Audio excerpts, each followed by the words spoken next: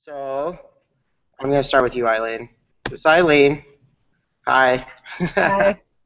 We're going to be working with her dog, Cash, who gets a little bit excited about stuff. Um, yeah, you could go on about that in a minute if you want to. And then this is Michelle, and Michelle's going to be helping us with some Zoopharmacognosy stuff.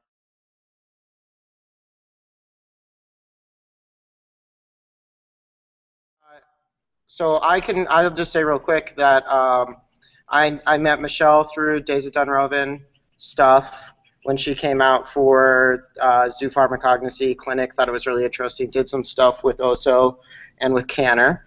And then I've been working with Eileen for a while now with Cash, just on his anxiety and stuff in the truck, which is pretty high. And then some self-control issues in terms of demand barking. So that's pretty much it. Eileen, do you want to just introduce yourself and say a little bit about Cash? So Yeah. Thank you. Sure. So I'm Eileen, and I've probably been training with Mackenzie like 2+ years, I guess. Yeah, Cash is he's a 3.5-year-old blue heeler. Ran wild on a farm in Ovando for the first 6 months of his life, so I have no idea what his deal was. But great dog, but definitely, like Mackenzie said, lots of overexcitability stuff, and getting much better with age, but still, his baseline is pretty chill. But when he spikes, eyes rolling back in the head, drooling out of control, right? So his highs are really high, and I'd love to get to a place where we could manage those highs a little bit, ideally. Yeah. Cool. Okay. Well, I just thought we could spend a little bit of time, hopefully not too long. I don't know how long these usually go for you, Michelle, but my computer might die in about 30, 40 minutes. So that's how long I have. And just talk it over from your end about how you want to proceed, and then what we need to do on our end to get ready to do some work, and then we could set up another one and try and do some work together, maybe here at the training center or something. That sounds great. Well, thanks, Eileen, for the opportunity to work with your dog. And I know that you're in really good hands working with Mackenzie, because I think he's a really amazing animal behaviorist and healer. And I think the combination of that work and this work, I think, could be real successful for you. I've read through your case study and the information that you sent me. And I have a couple questions for you. Okay. You said that he was vaccinated in June. Tell me about how you vaccinate, the schedule, what you vaccinate for, et cetera, et cetera. He's just on whatever regular schedule the vet has him on, so yearly from the time I got him, which was when he was about 6 months old. He was due in July for his yearly shots, but I just switched vets. So he said, hey, he's due, let's go ahead and give him his yearly shots. And he gets whatever combination of vaccines he needs for a kenneled dog. So kennel cough, all that other stuff. But I'd have to get you the list to tell you exactly what, but I know it's like the standard vaccination for kennel cough. Yeah. Mackenzie, without taking the time here, I can take the time if you want, or are you familiar with titering and the issues around repeated vaccinations? I mean, somewhat, but I'd love to hear what you have to say about it. Sure. Okay. It's important. Let's just try and knock into a little bit and see what we get. Okay. So it may not seem like there's a correlation here, Eileen, and there may be, there may not be. But my sense when I read through your case study, I mean, bells and whistles went off in my head when I saw that vaccination note. Interesting. Traditionally, vets have recommended vaccination every year. Just mostly as it's a repeated thing that they can do every year. It was a number of years ago, the recommendation for annual vaccinations was pretty much accepted throughout the entire veterinary community. I have, I don't know if you've been reading or hearing anything. I would ask that you research vaccination protocol. and side effects of vaccines. Okay. But when I was in England studying Zoopharmacognosy, I was really fortunate to be able to visit with a woman who knows a gentleman who is on the world panel for information about vaccine, how they determine protocol, what vaccines need to be given, to canines, felines, etc. And there really is no need for dogs to get really more than one vaccine when an initial vaccine. What they're I know with the rabies. Sorry, I know with the rabies that usually like the first one does it, and maybe a booster if they make it to like 10. Like, but it's a good way to make some cash if you're a vet, is what I've read. Yeah, bingo.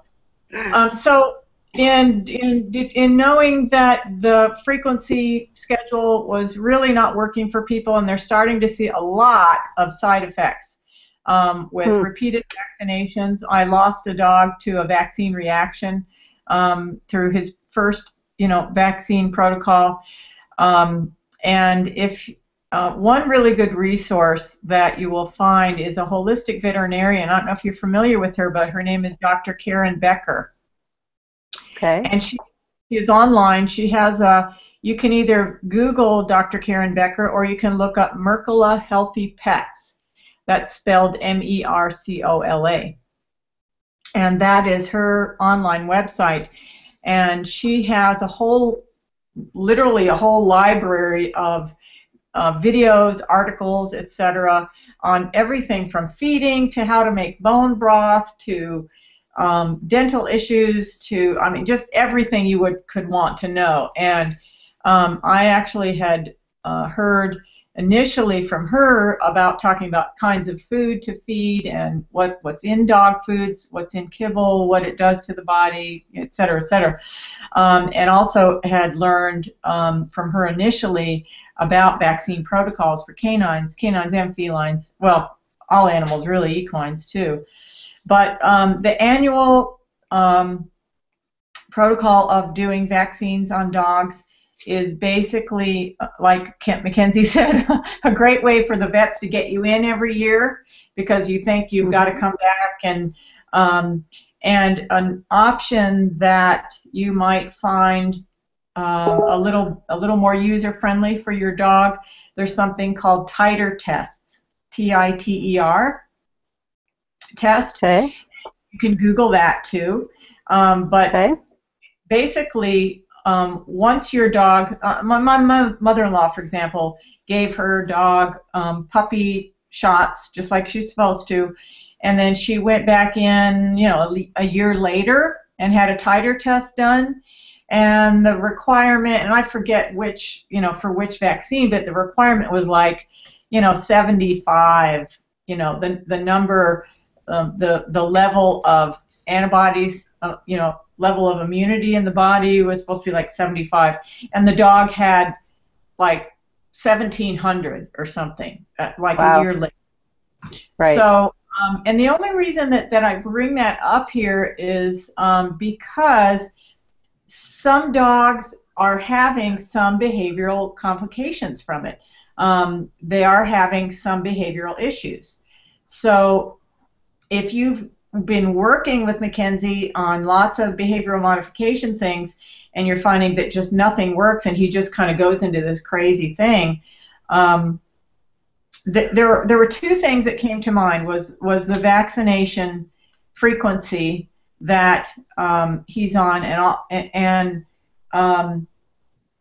I don't know, does he ever show any aggressive tendencies or just behavior that you think is kind of strange, in a behavioral sense? I mean, other than go ahead. Intensity? No, go ahead, Mackenzie. I'd love to hear what you have to say. I mean, so one of the things that I think is unusual about him is that he's definitely he's a really frequent peer. I to the point where I noticed that, but we've had him looked at for bladder infection, urinary tract infection stuff, and not found anything because I thought that was unusual. And then He also, go ahead. just to throw in on the pee front, he also was on Proin for the leaky pee, like incontinence, so like at 2 years old, which is really rare, I guess, for a male puppy Yeah, or yeah, male young dog. So just to throw that in with the pee thing. yeah, yeah. And then I mean, behaviorally, otherwise, just it's really it is hard for him to turn off, but that's a semi-common behavioral thing. You know, like to me, that's something that I see fairly regular. Like just once he's amped, he has a really hard time coming down. And but I think the other thing is we have done a lot of work, and usually by now I'm seeing much more progression, you know, overall. But he has made a lot of strides. But it does seem like we're fighting something that's hard to like put a finger Yeah. on. Yeah, And it and I could wouldn't. be really bad early trauma, or it could, I mean, the vaccination thing is an interesting one I hadn't thought about at all. Yeah, And I would definitely support the titer test thing just because it isolates yeah, out, you know, if nothing else. I mean, not to I could see how the vaccinations on pets aren't really that incredibly well studied or tested because they're pets and there's not a lot of funding for it. So there's like Well, go ahead. yeah. Well, you will find a tremendous amount of research coming out now, and studies and case studies and information that's now coming out on vaccination. You know, the doctors, people weren't reporting it because they weren't making the association. Right. Now we're starting to see behaviors coming up after vaccination that they just weren't making the association before, and now we're going, oh, wait a minute, this happened, after I vaccinated them the second time, or in the last. So I mean, just there's lots of information out there, Eileen, to research, and you could probably, if you went on Dr. Becker's website and looked up vaccine frequency, or you'd probably just put vaccine in there, you'd come up with a whole bunch of articles, that can give you some information. The other thing that came to my mind, is good. Like that's a really good way to know if their immunity levels are low on anything, and it's a good workaround. I would research that a little. The other thing, Mackenzie, have you ever heard of something called rabies miasm? No. MIASM? And I think that, Eileen, that there's an article on Dr. Becker's in her library. I don't know if it's a video. It might just be an article. That came to my mind after reading through your, talking about Cash's behavior. But not seeing him, and when you talk about kind of the crazy, like, eyes turning over in the head, kind of thing.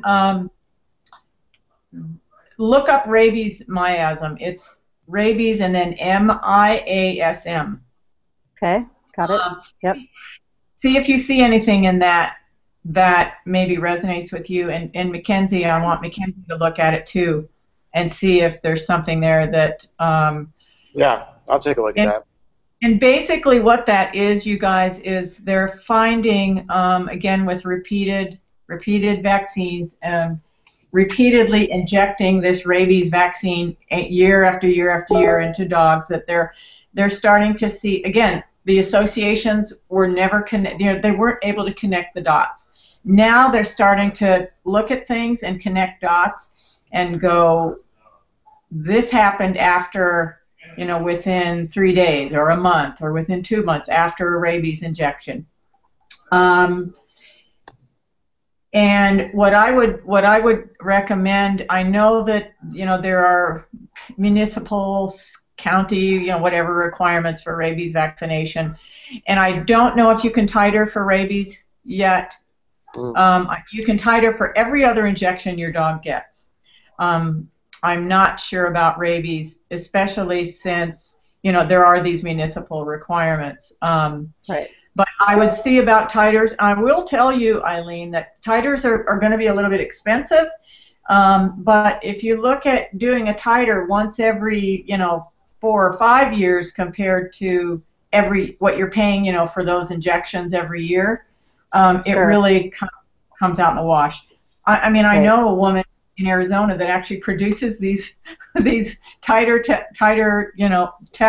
I mean, they cost like $5, but the veterinarians are seeing that, well, I got to make up all this money that I'm losing on all these years of injections, so I gotta get the money. They gotta cover their overhead totally. I mean, that's the way it goes with a lot of medical stuff. Yeah. But the new guidelines for, and this is just, it's totally arbitrary again, but they've changed from every year to every 3 years for all vaccinations. So this new vet that you're going to, you could mention that, thank God that you hadn't done it, already, but, and, it's really up to you anyway, whether or not you vaccinate your dog. The dogs that I have were vaccinated when I got them. I will never vaccinate them again. Yeah, yeah. As a matter of fact, unfortunately, he was just vaccinated in June, like literally a couple weeks ago. Well, and there's things that we can do to help his body process those chemicals that he now has in there. So we'll talk about that. So that's one thing that was kind of ding, ding, ding in my head. Yep. Okay, so you had said that you have, he does a lot of demand barking and demand, when he wants something that he's not getting. And I assume, Mackenzie, that you have worked on jumping that gun before all of that starts. You see whatever, before the trigger is introduced. Hang on, let me let my dogs out. Hey, Brett.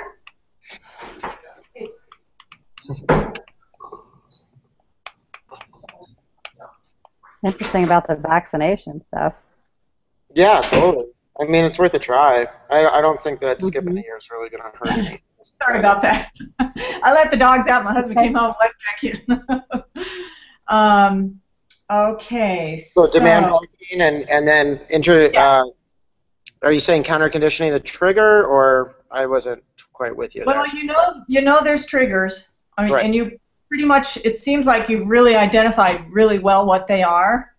So are you getting in front of the trigger and offering, either a distraction or figured out, have you worked on that end of things? Well, so we've worked on like stimulus, more stimulus control for the presence of the trigger. So things like leave it training, and then also diminishing.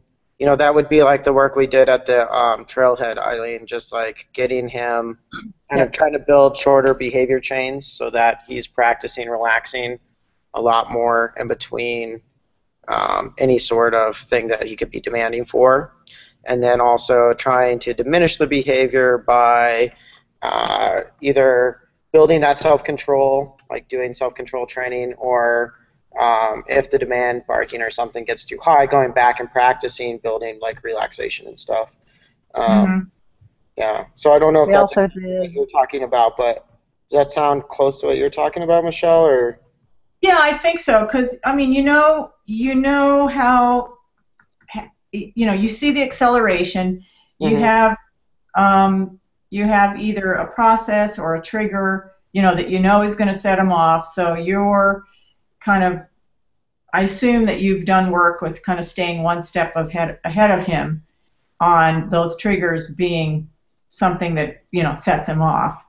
The reason I ask is because the timing with triggers will be really important. We're going to start work with him with the extracts and plant things beforehand, before the triggers, but then we're going to introduce the trigger gradually, like a small trigger, not a big thing. Maybe like Eileen said, the car keys, or like getting your shoes out, Eileen, your running shoes or something. Right. That's one of them. Yeah. So that's one of the things. Now, if I were there, Mackenzie mentioned, well, how long will this take? We've got 30 or 40 minutes. But if I were there, what we would do is first work with him with some botanical extracts that that have generally been selected by animals for specific conditions. So, for example, one of the first things that we would do is, and this is what you'll have to do on your own. And Mackenzie, this is kind of like when we worked with Oso, how we kind of sat him down, got him quiet, you know, kind of settled in, if you remember that. Yeah. So what I would like to see, and if you can work with, I think it would be good, Mackenzie, since you've been through it and kind of seeing how we kind of bring them down slowly. We offer a couple things at a time so that they can select. Yeah. Now, I don't know if you've explained to Eileen kind of what zoopharmacognosy is and a little bit about what we're doing. No, not really. That's what I was kind of hoping to do today, is just explain the whole process a bit, and then if there's whatever essential oils or anything else that you would need us to get, hopefully we could just make a list of those. And then I thought we'd do a follow-up where we actually get together, and I'll be with Eileen and Kat. Okay, good. And then you can talk us through the process, and we'll do our best, knowing that, you know, I've only done it once. So I'll do my best, but oh no, I think with you coaching me and based off of what we did last year, I think I'll be able to do it. Okay. No, you've got such an innate way of working with animals. I mean, I thought you should be doing this from the get-go because I know you're really good at it. But so Eileen, this work has been developed by the woman who we came to Montana. She had been teaching there.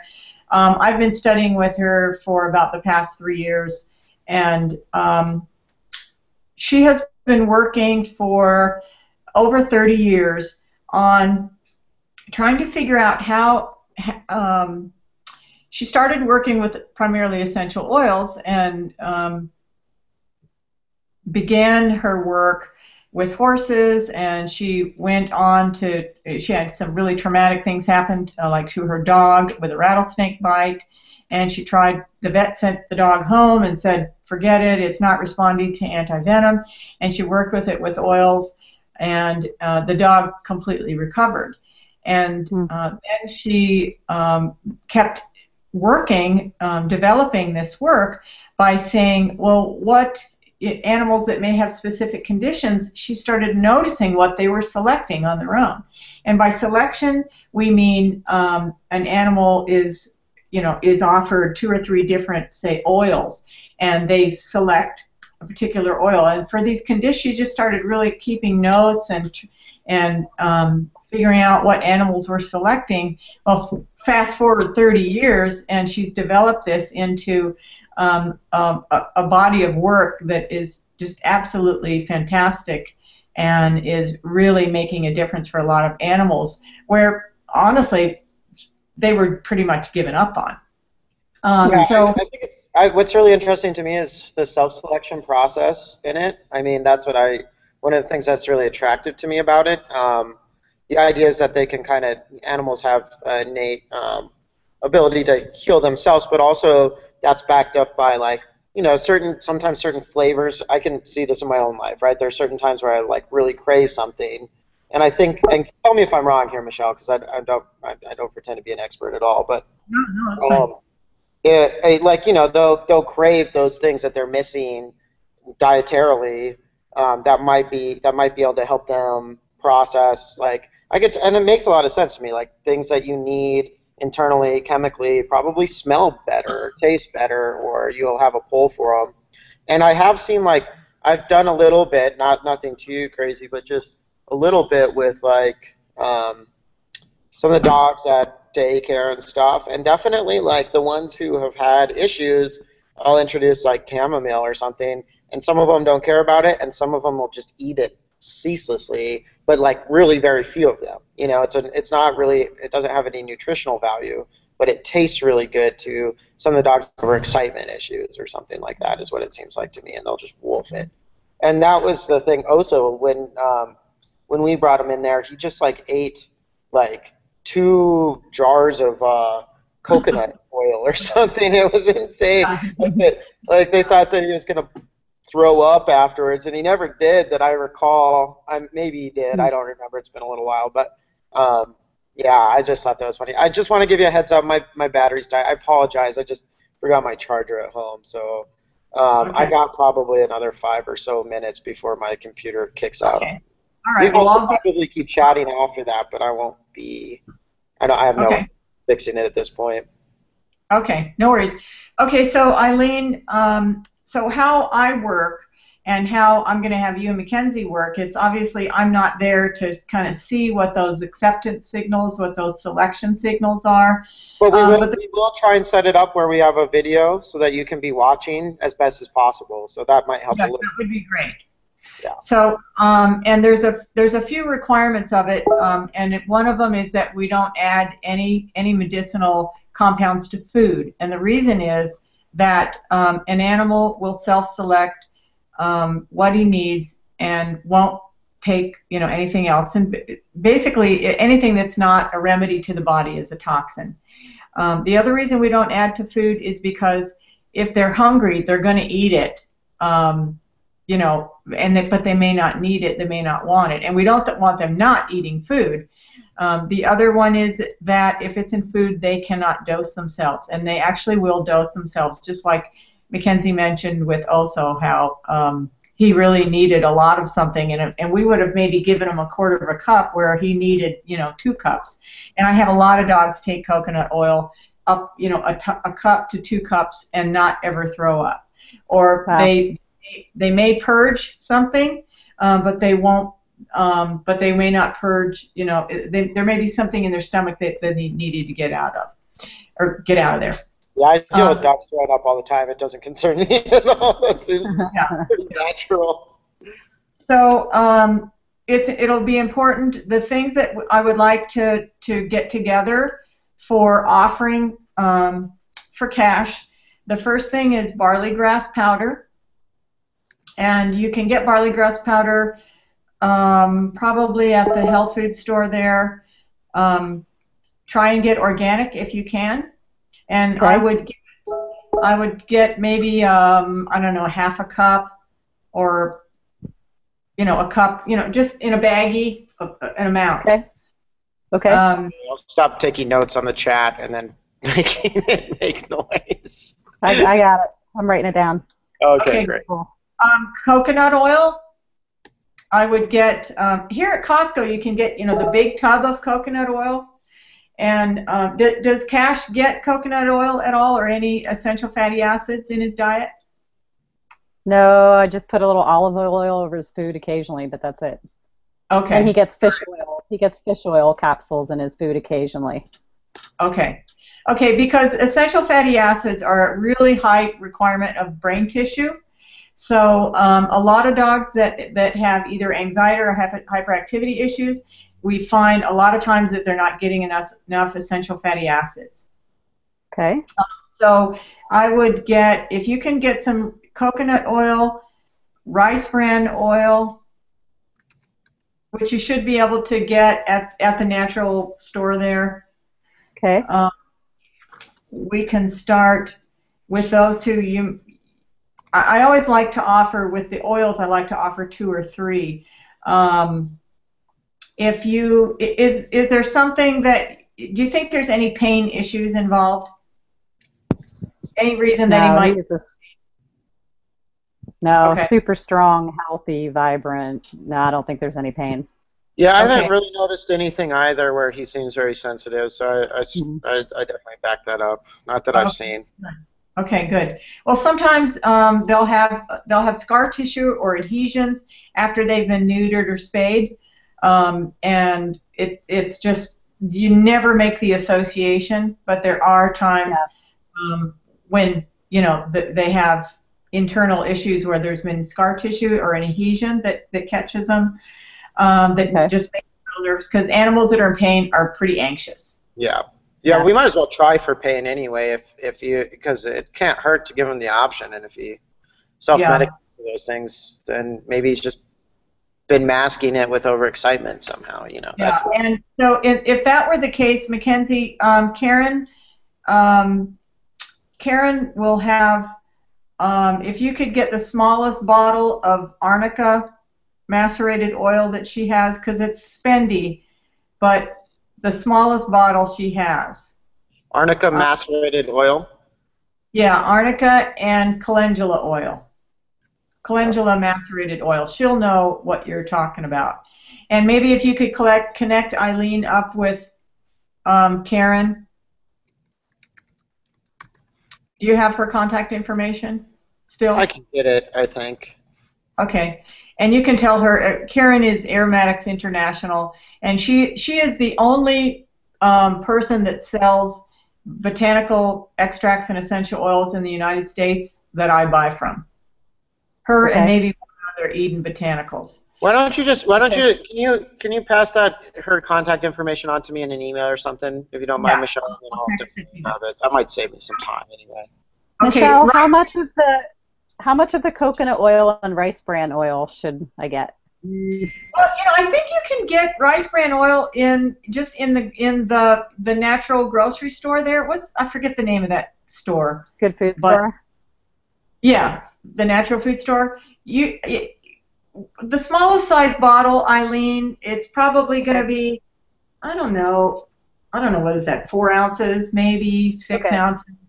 If he doesn't take, he may not take rice bran oil. Normally when I'm there, I bring all my own stuff, and if he takes it and he really wants it, then I say go out and buy it. But otherwise, I bring it, and then you don't have to buy all that stuff.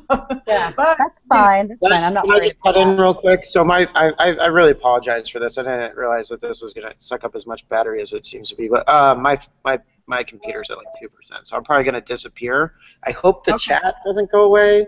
I probably have like 3 or 4 more minutes before that. I hope that you guys can still keep talking if you need to, but I might. I'm so sorry. Okay,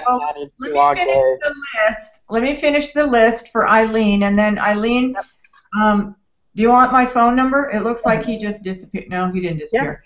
Yeah. You want my phone number? And you can call me 907-242-2274.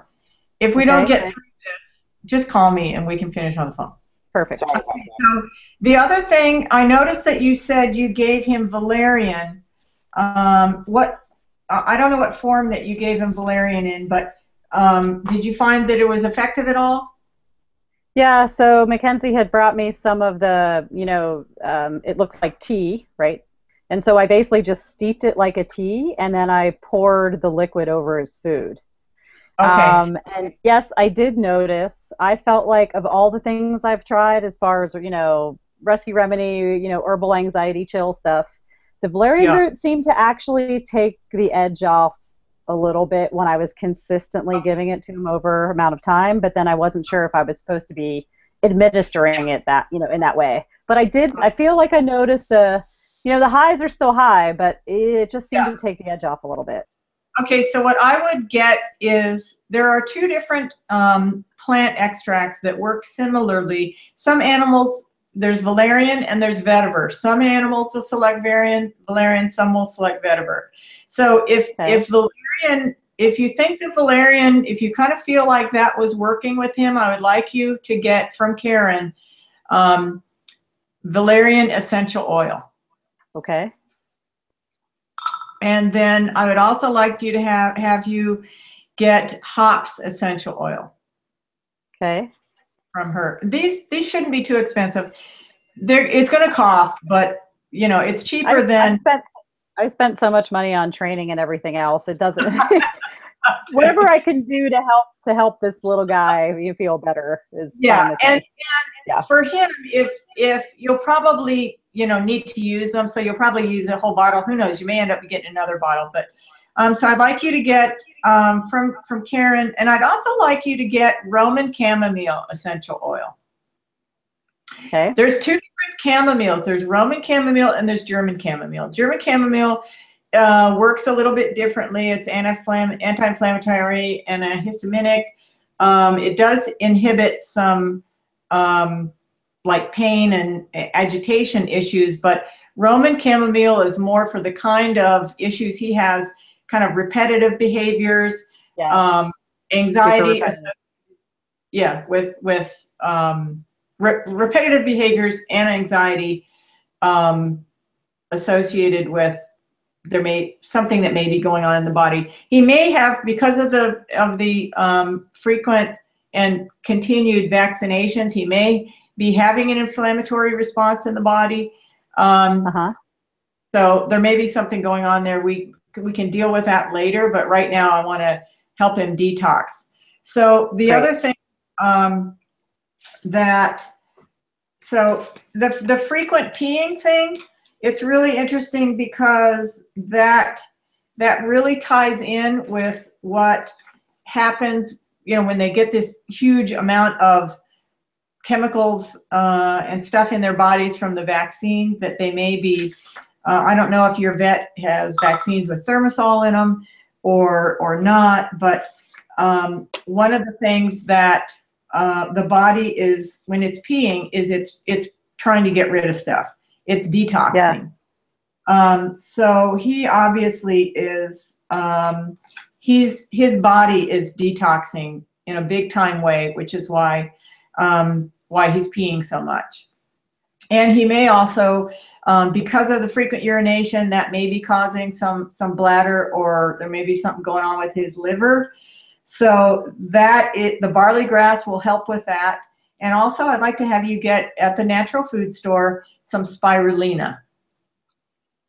Spirulina is, we put it in our shakes. I mean, I'm sure you've heard of it. You can buy it probably in a jar, but I would buy it bulk. That's the cheapest. And just buy, a little, I don't know, a baggie full, this much in the bottom of a baggie. They probably charge like $40 a pound for it, but you're buying like a 0.68 of an ounce or something. So it's not that big a deal. And if he doesn't eat it, I think he will. These are things that you're going to continue to offer him even after our work. And if he doesn't eat it, put it in your smoothies. It's the most complete protein on your planet, in the planet. Sure. Good. You'll be healthy. He'll be healthy. The world will. Yay, perfect. So, Michelle, did you want me to get barley? Oh, you did say barley grass. That's on my list, right? Yep. Yeah, barley grass powder. Yeah. Yep, got it. And of course, anything that I say that to get, if you can get it organic, that's better. And you should, but if all you can get is spirulina that doesn't even say if it's organic or not, just get it. Okay. So that's the list that I had for you. There's another.